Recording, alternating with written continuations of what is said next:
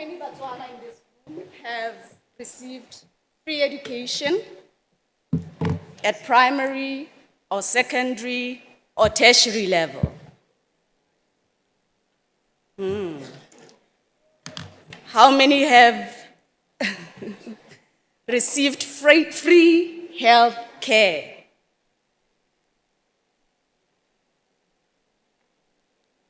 And how many remember a Botswana where we had dusty roads, no infrastructure?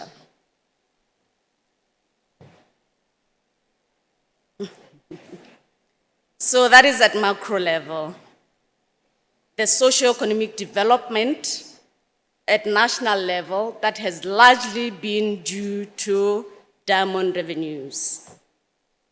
Now at micro level,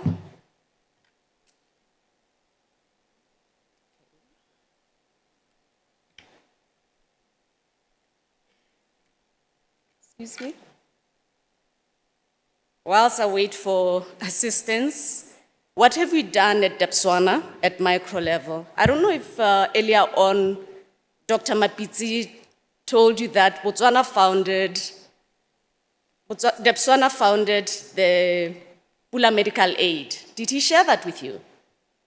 We also founded Botswana Accountancy College, amongst many others. I'm here to share our journey to socio-economic development, a journey that started in the early 70s and has evolved over the years. When we started, we called the program the Donations Program. And because we are a learning organization, that evolved as we continue to learn from industries, from international best practice. That evolved to corporate social investment. Where we are now, we have adopted a new approach, which is the socio-economic development, which provides us with tools in terms of how we plan, how we develop our strategies and plans. So it is a journey that has started a few decades ago. The first project was actually when we funded a school in Francistown, Lady of the Desert, in Francistown. So I'm going to take you through the lessons, because I've been informed that I should start with that. What have we learned over the years? Give you a context in terms of the license to operate, and then share with you the Debswana strategy on how we maintain our license to operate. The social wave framework, which is more holistic. We don't just focus on your CSI or socio-economic development. We've learned that you have to be more comprehensive in terms of how you engage with communities, as well as how you develop or implement socio-economic development. And just to touch on a few high-impact projects that we've implemented, and the next steps, which will be a call for collaboration and partnerships with yourselves. Key lessons. Just a synopsis of the key lessons over the decades. What we have learned, and these lessons, we have incorporated them into our updated policies and procedures, just so that we don't lose out on those lessons. What we have learned is that socio-economic development, or SED, or CSI, cannot be a standalone program. It must be implemented within a comprehensive framework with proactive prevention of social risks, impacts by your company, how you manage those or prevent those, stakeholder engagement, grievance management, emergency preparedness, and management. So for you to effectively implement CSI, or socio-economic development, you need to ensure that you address other areas of social impact or social performance programs. You need also to ensure that your socio-economic development program, or CSI, or ESG, are part of your broad business strategy and supported at the very top, from board to executive committee level. And in the development of your socio-economic development strategy and plans, it is important to align to your host country's national development plans. When we developed our strategy, we actually went to key ministries, engaged them, just so that we could align, also looking into the national development plan. You also need to align to your host communities' district development plans, because you don't want to implement projects that cannot also be supported by the councils or the communities within where you operate. And also align to your host country's sustainability aspirations. In our case, Vision 2036, we dissected that and make sure that we align with that.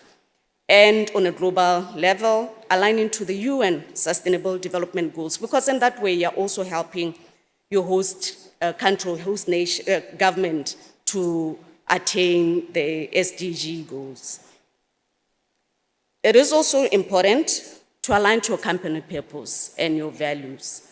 In our case at Debswana, our purpose is to make life brilliant. And we have one of our values that really speaks to our socio-economic development program, which is show we care. Our employees live that value and that purpose. You find that in terms of employee volunteerism, they will always speak about how they're making life brilliant and how they're showing care to our communities and environment. It is really important to embed these across the business, across the different departments, and within the employees. We'll find that at Debswana, it's really part of our DNA. The level of philanthropy at Debswana is amazing. Our employees dig into their pockets on a monthly basis to impact communities. I remember during 2020, during the pandemic, in our calculations, the amount of money our employees spent on goods, providing support to communities that could not be reached, was around 350,000. And what we then do from our corporate social investment or SED fund, we match that. Part of an impactful socio-economic development program is how you adopt a theory of change approach. That is quite a detailed approach, and basically it means beginning with the end in mind. You can contact us if you want to learn more about our approach and how we develop these strategies. We also ensure that when we select projects, we select those that cut across the various objectives of our socio-economic development strategy. So if it's around job creation, we'll make sure that it also, we have citizen economic empowerment entailed in that. We also make sure that differently abled people or vulnerable people also benefit our beneficiaries.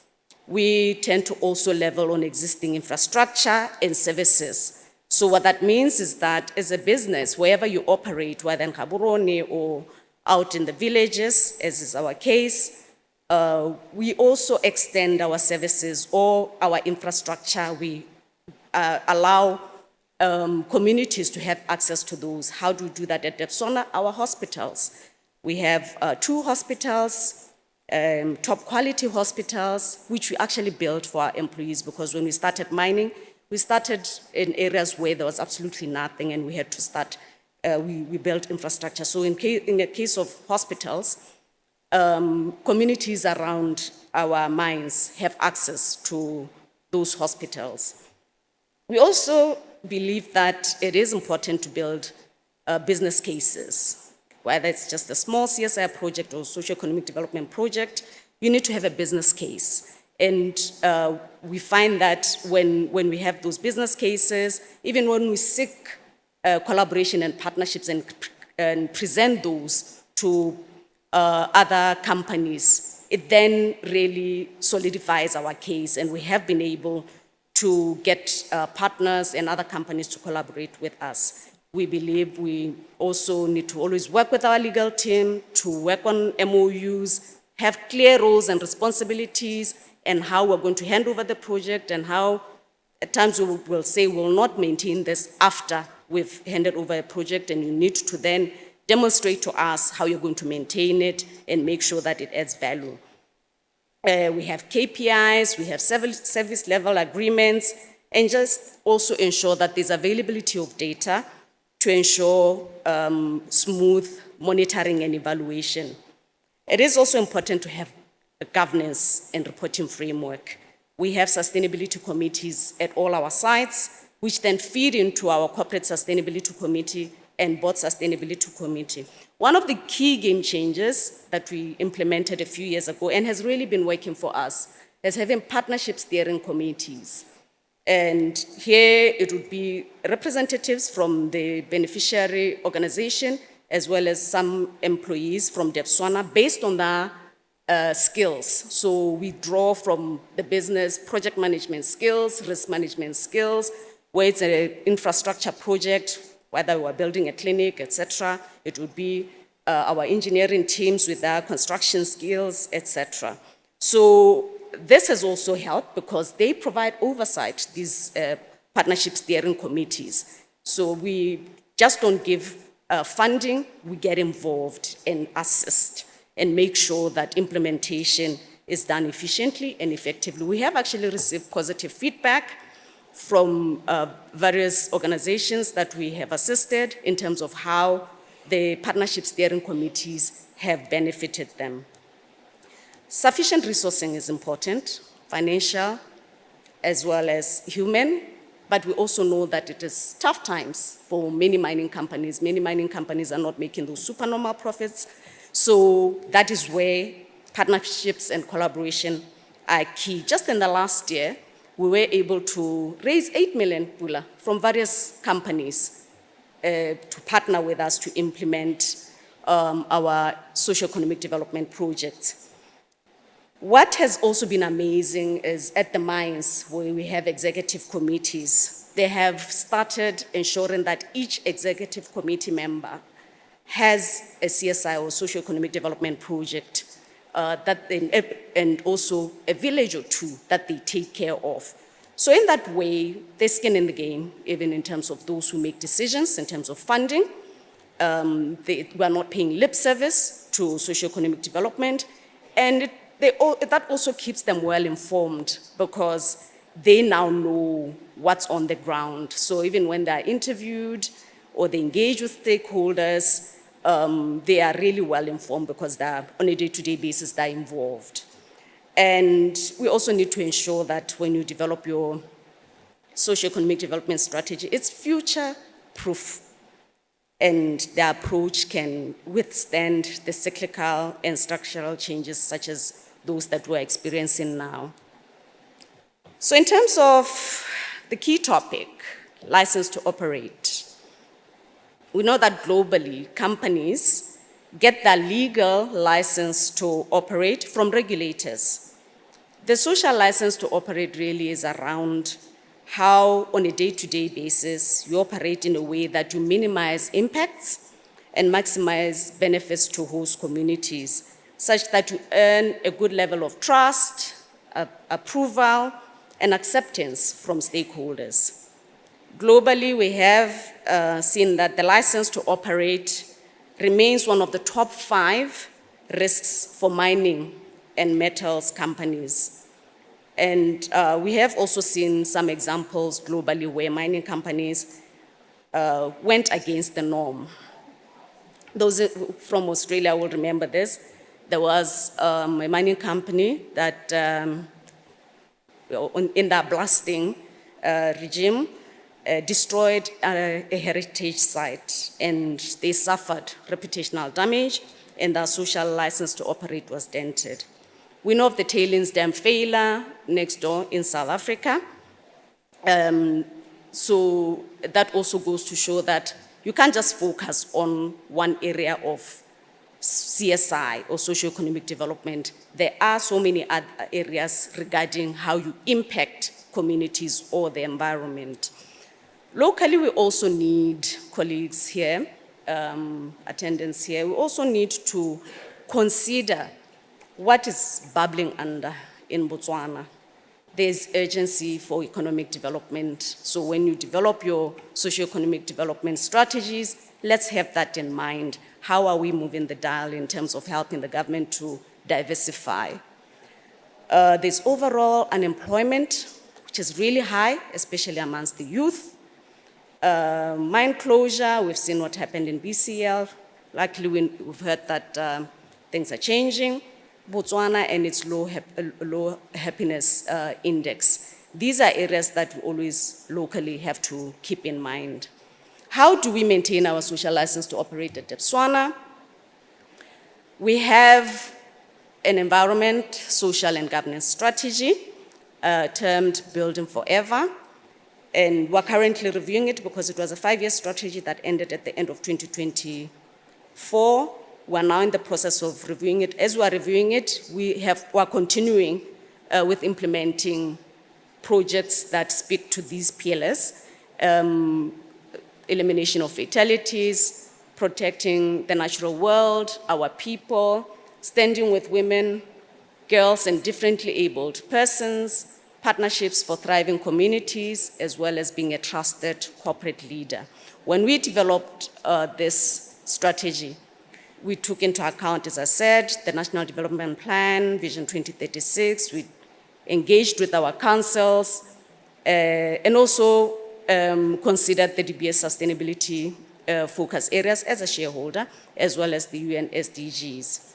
This really supports our purpose, and which is to make life brilliant, and our social license to operate.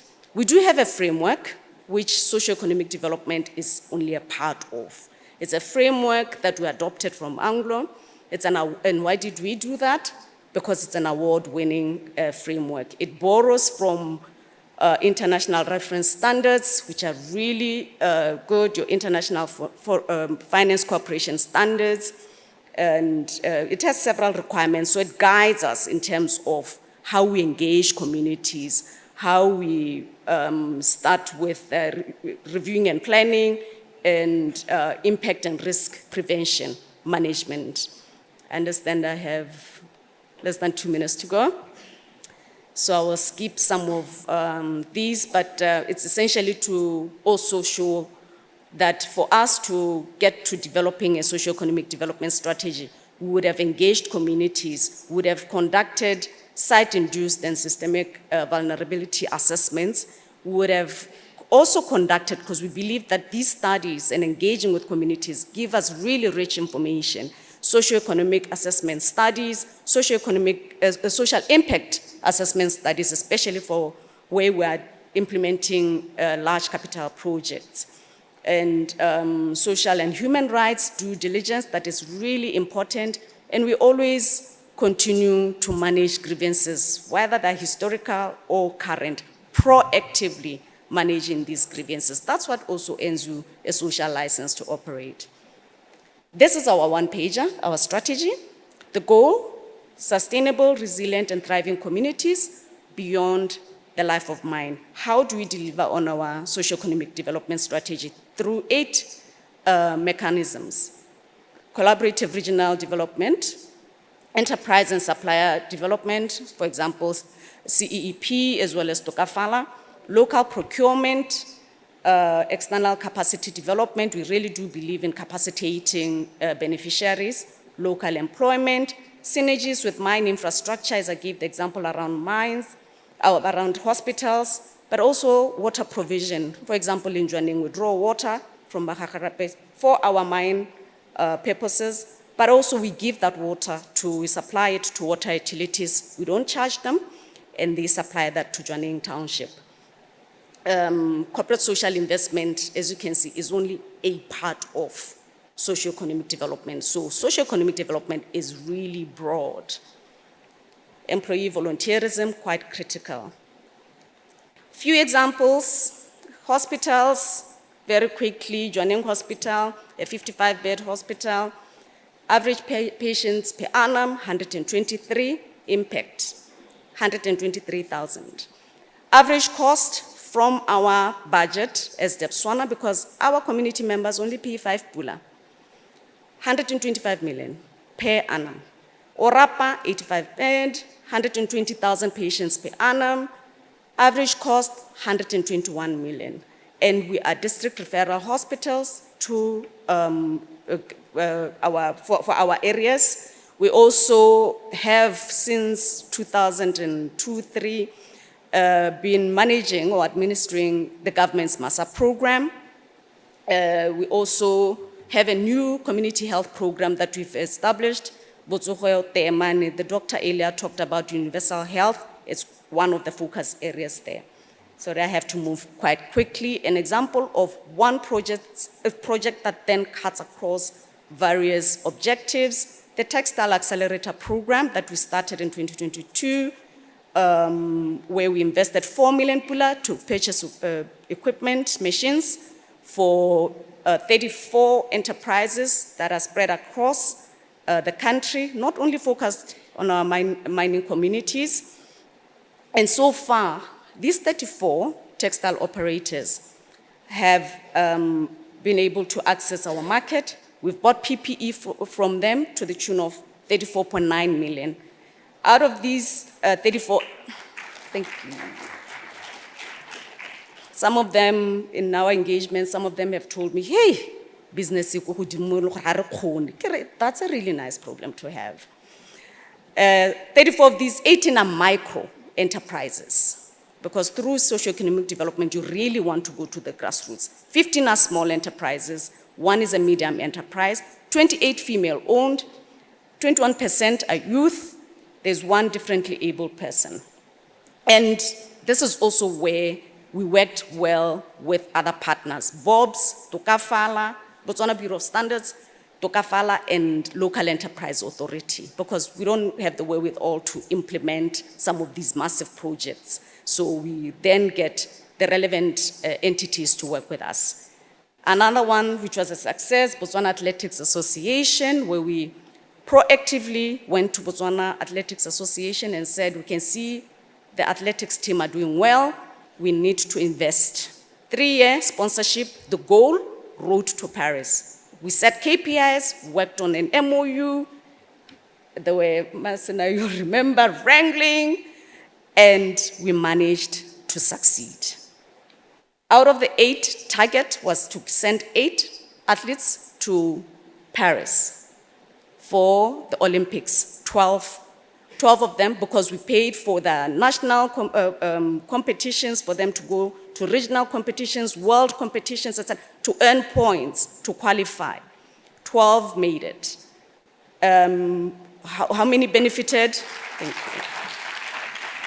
How many overall benefited in Botswana? 2,800. Continentally, how many were able to attend the competitions? 40, World Championships, 18. Females, very critical for us at Debswana, 400 Paralympics, 2 endorsements. That was also one of the KPIs. 5, a number of them got Nike endorsements, etc. So, and for the first time, Fatulene La Rona was sung at the Olympics. We set new African records. And we've increased the competitiveness of Botswana athletes. Botswana who are into sport have said to us, some of them have said they haven't done well academically, and they believe this is their career and way of making a living. I won't go into that. Call for partnerships. What do you take from here? We have conducted a study where we've decided our projects now need to be science-based. This study looked into soil types, into climate, into what's available within our communities, just to check what they have in terms of their competitive advantage. So the spatial analysis was conducted, 11 economic sectors were identified, prioritized sectors are dryland crops, tourism, renewable energy, circular economy. Further studies are required. We would like to co-develop these with yourselves, co-fund and co-implement. We're also, the board approved this 2 years ago, that we should develop as Debswana a social sustainability standard and stop depending on other people's standards. Because we realize in Botswana, we don't have sufficient Botswana experts in social sustainability. We don't have a localized social sustainability standard, and we depend on external standards. So we're working with BOBS, we're working with Botswana Chamber of Mines. We are almost 80% done in terms of developing the standard, and because Debswana have been requested several times to assist by other companies, to assist them in terms of developing strategies for social sustainability or social performance and implementing. So we see this as a niche where the company can also see this as an income generation initiative. So if you want to know more, colleagues are here from Debswana, CLC, I know the others are here from Morapa, Jwaneng. Please contact us for partnerships and collaboration. Thank you.